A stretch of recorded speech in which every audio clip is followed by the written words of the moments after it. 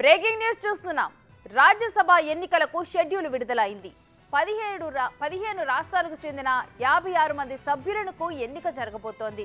ఇక ఇందుకోసం షెడ్యూల్ను విడుదల చేశారు. ఆంధ్రప్రదేశ్లో 3 స్థానాలు, తెలంగాణలో 3 స్థానాలకు ఎన్నిక జరగనుంది.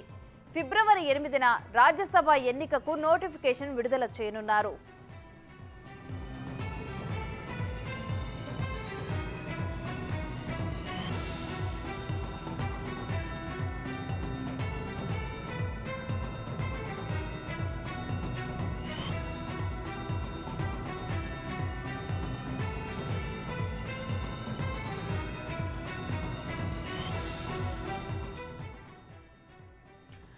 రాజ్యసభ ఎన్నికలకు షెడ్యూల్ విడుదలైంది. 15 రాష్ట్రాలకు చెందిన మొత్తం 56 మంది సభ్యులను ఎన్నిక జరగబోతోంది. ఇక ఇందుకోసం షెడ్యూల్ను విడుదల చేశారు. ఆంధ్రప్రదేశ్లో 3 స్థానాలు, తెలంగాణలో 3 స్థానాలకు ఎన్నిక జరగనుంది. ఫిబ్రవరి 8న రాజ్యసభ ఎన్నికకు నోటిఫికేషన్ విడుదల చేయనున్నారు.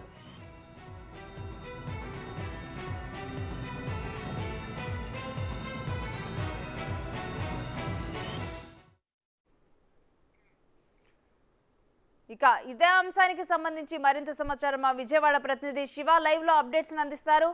శివ, వైసీపీ తరపున ఎవరెవరిని నామినేట్ చేసే అవకాశం ఉంది? మొత్తం మీద చూసుకుంటే దేశవ్యాప్తంగా కూడా రాజ్యసభ ఎన్నికలకు సంబంధించి కూడా నోటిఫికేషన్ విడుదల కాబోతుంది. ఫిబ్రవరి 8న ఎన్నికలకు సంబంధించిన నోటిఫికేషన్, అలాగే ఫిబ్రవరి 27న రాజ్యసభ ఎన్నికలకు సంబంధించి ఎన్నికల ప్రక్రియ కొనసాగబోతుంది. ఇక తెలుగు రాష్ట్రాలకు సంబంధించి ఏపీలో 3, తెలంగాణలో 3 ఖాళీలుగా ఉన్నాయి. ఆ ఖాళీలను భర్తీ చేయబోతున్నారు. ఇక ఆంధ్రప్రదేశ్కు సంబంధించి కూడా తెలుగుదేశం పార్టీ నుంచి కనకనమేడల రవీంద్ర, బీజేపీ నుంచి సీఎం రమేష్, అలాగే వైఎస్ఆర్సీపీ నుంచి వేమిరెడ్డి ప్రభాకర్ రెడ్డి, ఈ ముగ్గురి పదవకాలం కూడా మార్చి 3వ తేదీతో ముగియబోతా ఉంది. ఇక వీరి ప్లేస్లో కొత్తగా తెలుగుదేశం పార్టీ కూడా రంగంలో దిగాలని భావిస్తూ ఉంది. వైఎస్ఆర్సీపీ 3 స్థానాలకి ఖచ్చితంగా కూడా నిలబెట్టుకోవాలి, 3 స్థానాలని తిరిగి కైవసం చేసుకోవాలి.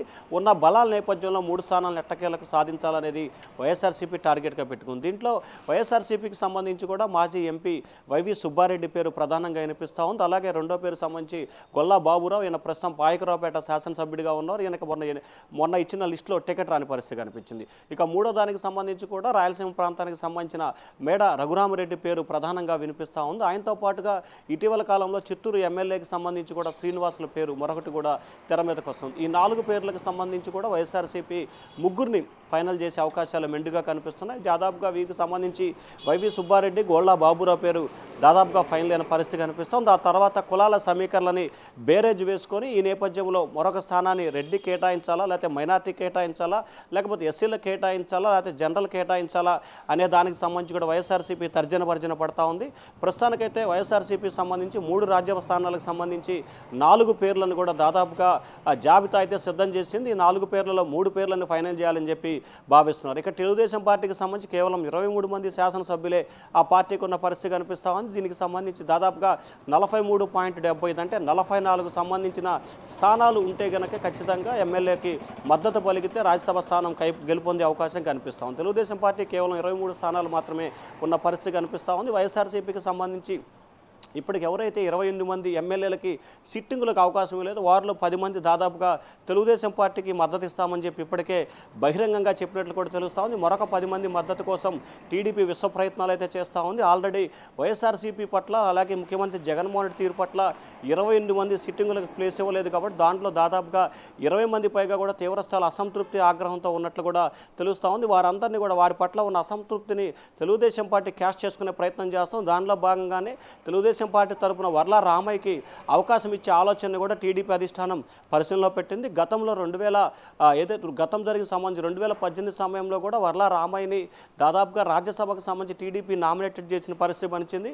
కానీ చివరి నిమిషంలో కనకమేడ రవీంద్రని అధిష్టానం ఫైనల్ చేసింది. సో ఈ నేపథ్యంలోనే ఖచ్చితంగా ఈసారైనా సరే వైఎస్ఆర్సీపీ చేస్తున్న అసంతృప్తి, అసమ్మతులను తీవ్రస్థాయిలో క్యాష్ చేసుకొని రాజ్యసభ ఎన్నికల్లో గెలుపొందాలని చెప్పి టీడీపీ ఇప్పటికే వ్యూహరచన చేస్తూ ఉంది. మరొక వైపు అధికార వైసీపీ మాత్రం ఖచ్చితంగా మనకు బలం ఉంది, టీడీపీకి బలం లేదు కాబట్టి బలానున్న నేపథ్యంలోనే బల నిరూపణ చేసుకొని మనం గెలుపొందాలని చెప్పి కూడా వైఎస్ఆర్సీపీ టార్గెట్ పెట్టింది. దానికి అనుగుణంగానే రాజకీయ వ్యూహరచన చేస్తూ ఉంది. ఇప్పటికే ఎవరెవరు ఎమ్మెల్యేతో అసంతృప్తితో ఉన్నారో వారందరినీ నచ్చజెప్పే ప్రయత్నం చేయడంతో పాటు మరికొంతమందికి సంబంధించి వేరే రకమైన హామీలు ఇచ్చే ప్రయత్నాలు కూడా చేస్తూ ఉంది. అవసరమైతే సీటు ఆర్థికంగా లేకపోతే ఆర్థికపరమైన అంశాలకు సంబంధించి కూడా చేతునిచ్చి వారి ఓటు వేయించుకునే విధంగా కూడా ప్రయత్నాలు చేయాలని చెప్పి వైఎస్ఆర్సీపీ అయితే భావిస్తూ ఉంది. రేఖ, అయితే శివ, వైసీపీ వ్యూహం ఎలా ఉండే అవకాశం ఉంది?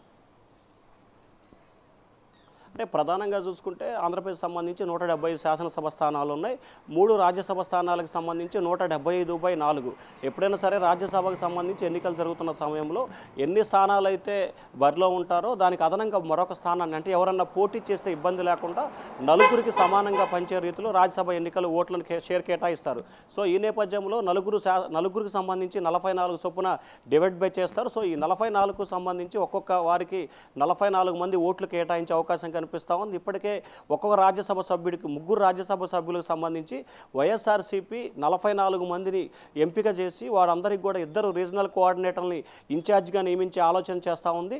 44 మంది శాసనసభ్యులకి ఒక బృందంగా కేటాయించి ఇట్లా 3 బృందాలుగా విడివిడిగా కేటాయించాలి. వారికి ఎవరైతే ఓటు వేయాలని చెప్పి ఆ రోజు ఖచ్చితంగా పోలింగ్కి 10 నిమిషాల ముందు మాత్రమే కోడింగ్ ఇవ్వాలని చెప్పి కూడా వైఎస్ఆర్సీపీ భావించింది. గత శాసనమండలి ఎన్నికల సమయంలో కూడా ఇదే కోడ్ విషయంలో 4 ఎమ్మెల్యేలు వైఎస్ఆర్సీపీకి వ్యతిరేకంగా ఓటు వేసిన పరిస్థితి కనిపించింది. సో ఈ నేపథ్యంలోనే ఎమ్మెల్యేలకు సంబంధించి పూర్తి స్థాయిలో నచ్చజెప్పే ప్రయత్నం అయితే చేస్తూ ఉన్నారు. దాదాపుగా 28 మంది శాసనసభ్యులు ఉన్నారు కాబట్టి 28 మంది శాసనసభ్యులు తెలుగుదేశం పార్టీ వైపు వెళ్లకుండా మనకే ఓటు వేసే విధంగా ఉండాలని చెప్పి దానికి సంబంధించి రీజనల్ కోఆర్డినేటర్లు ఆ జిల్లా మంత్రులపై పూర్తి స్థాయిలో బాధ్యత పెట్టే అవకాశం ఉంటుంది. ఆ బాధ్యతలతో పాటుగా ఖచ్చితంగా అక్కడ ఉన్న రాజకీయ సమీకరణాలు, కుల, మత, ప్రాంత, ఆర్థిక వీటన్నిటిని బేరేజ్ వేసుకొని ఖచ్చితంగా ఎన్నిక మనకే వేసే విధంగా చర్యలు తీసుకునే ప్రయత్నాలు చేస్తూ ఉన్నారు. ఆ బాధ్యతని ఆ జిల్లాకు సంబంధించిన ఇన్ఛార్జి మంత్రి, జిల్లా మంత్రి, అలాగే రీజనల్ కోఆర్డినేటరు, అలాగే శాసనసభకు సంబంధించి ఎవరైతే శాసనసభ విప్పులు ఉంటారో ఒక్కొక్క విప్పుకి